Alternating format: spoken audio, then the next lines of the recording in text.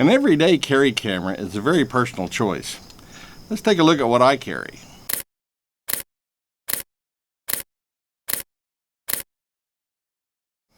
Hey, thanks for joining me. Often when I'm out and about, I like to take an actual camera with me instead of just using my phone to take pictures. This is especially true if I'm going to somewhere interesting like a museum or an arts and crafts fair, a cultural event, even an antique flea market. I like to have an actual camera with me. And for an everyday carry camera, I want something that's compact, that's inconspicuous, it's got a really good quality fast lens, and is easy to use. So today I want to talk about two of the cameras I use for everyday carry cameras. One of them is digital, one of them is film, and so we're going to take a look at those so you can see what I use.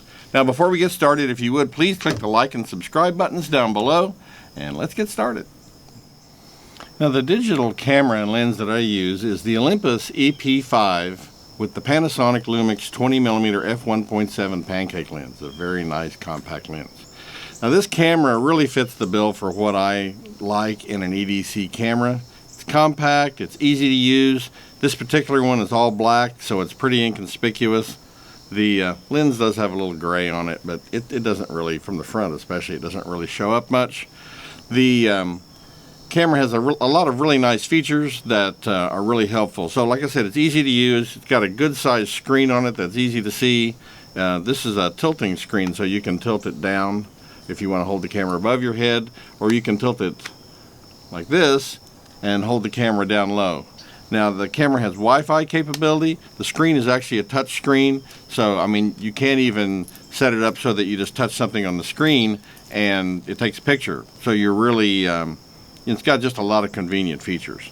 The camera has a small built-in flash if you need to add some light. I almost never use that. But like I say, it's very easy to use, very compact and inconspicuous. It's very quiet too. One of the things I really like is the screen, and I've talked about this in other videos.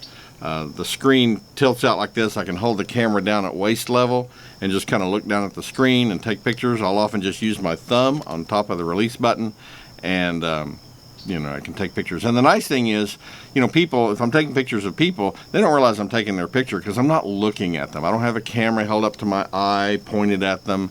You know, the camera's down here at my waist. You know, I'm looking down at the screen. I'm not really even directly paying attention to the subject. And so in a lot of cases, I can take pictures of people and they don't even really realize that I'm doing that. So for an out and about camera, this is just a great camera. Now, the camera also has Wi-Fi capability if I want to transfer images to my cell phone. It has pretty good battery life. Sometimes I'll carry a spare battery, but almost never use it. So it's been just a great little camera for this. Now, some people would say, well, it doesn't have an electronic viewfinder, you know, you can't look through it, and, you know, therefore I don't like it.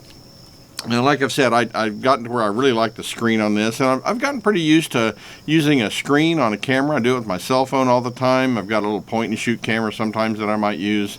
It's got a screen on it. Since I got this camera, the point and shoot camera really doesn't get hardly any use, though. So this, you know, the electronic viewfinder to me is just a non-issue. And this, the whole setup is just really easy to use, and like I say, it's very inconspicuous. Just a perfect little EDC camera. Now the lens that I'm using on this, like I said, is the Panasonic Lumix 20mm f1.7. So it's relatively fast. At 20mm on micro four thirds, that's a 40mm equivalent on full frame. It's a slightly wider than normal lens. It's not really quite like a 35mm wide angle, which would be like a 17 on micro four thirds.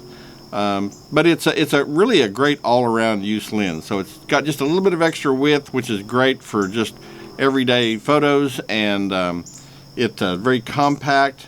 This lens has a reputation for being just super sharp. Now there is a slightly newer version. I understand that, you know, it's got some improvements with the autofocus, but optically I don't think that there's that much difference.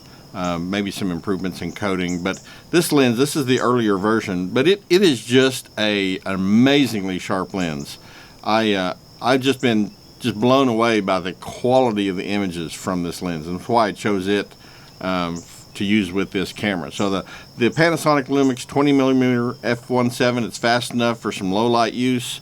The lens is very compact. Just a great lens for just an everyday knockabout camera kind of lens. So the 20mm f1.7 from Panasonic, it's a great choice for this. So the film camera I like to use for an EDC or an everyday carry camera is this Kodak Retina IIa.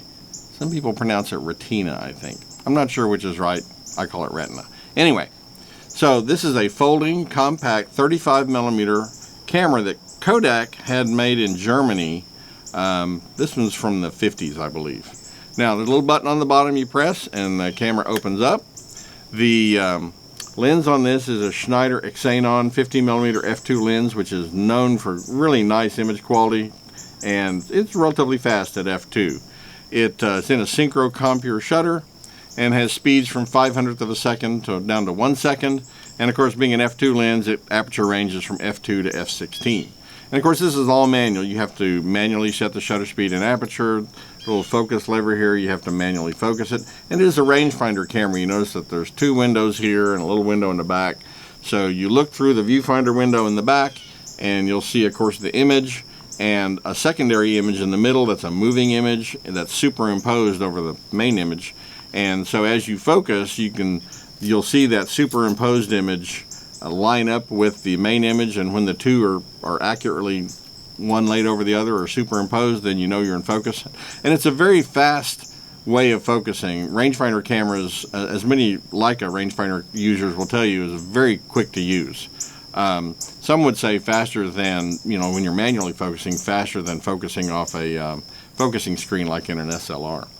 So this is a lever wind camera. You wind the lever and push the button to take a picture, and it's very quiet, very inconspicuous, and just a lot of fun to use. Now, the funny thing, this camera, when I found this camera, it was actually at a thrift store, and they had figured out how to open it, but they didn't know how to close it, and the camera was locked up. The wind lever wouldn't turn, the button wouldn't press, it was just locked up.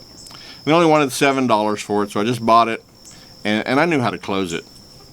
But I took the camera out to the car, and I noticed that the counter, the film counter that's on the wind lever, was at 0. Now, the Retina cameras, if you find one of these, has what they call a countdown film counter. So when you load a roll of film, you set the counter for the number of exposures that's on that roll. Like if it's a 24 exposure roll, you set it to 24. And when it counts down to 0, it locks the camera. The wind lever won't turn, or then the button won't press. It's just locked up, and you have to rewind the film. There's a little rewind knob here, and you rewind the film and put in a new roll, reset the counter, and the camera unlocks. And so they thought the camera was frozen up or locked up. They didn't know what was going on with it. Really, the camera worked completely. I haven't had to do anything to it other than I made a minor adjustment in the rangefinder just to fine tune the focus. But the camera was just fully functional. $7, really, just a lot of fun. So yeah, there's a little focus lever down here that you use to focus, and this actually moves the entire shutter and lens assembly in and out as you focus. Some compact cameras, when you focus, you're just turning the front lens element. It's called front element focusing, and that's kind of a compromise in terms of image quality. The best method is to move the entire lens and shutter assembly front to back, and that's what this does, and so it's got great image quality. So this is really easy to use. There's a little lever you pull down to open the back door. You can load your film in the back here. If you've used film cameras, this loads very conventionally, and again, like I say, it's lever wind, push the button on top to take a picture. It's just a great little camera. You set the focus at infinity, and there's a couple of buttons you press on the side here to close it, and it closes up nice and compact. And this will fit in a coat pocket. I don't even put a strap on it, and just a super compact little camera. And I even found a lens hood for it. Obviously, you can't close this thing with the lens hood attached, but if I'm out shooting pictures, I'll put the lens hood on it to get a little bit better contrast. So anyway, this is my everyday carry film camera, just super compact, been super reliable, and just a lot of fun to use, the Kodak Retina IIa. Well, that's kind of it. For a digital EDC camera, I use the Olympus EP5 with the Panasonic 20mm f1.7 lens. Nice digital setup, compact, inconspicuous, easy to use, all the things that I want in an EDC camera. For my film camera, the Kodak Retina IIa, again, super compact, quiet, reliable, fun to use, just a great little all-around carry film camera. So that's what I use. If you have something that you like to use for an everyday carry camera, I'd love to hear about it. Please leave me a comment in the comment section down below. Tell me what you use. And as always, I appreciate it when you join me and watch my videos. And so thanks for watching.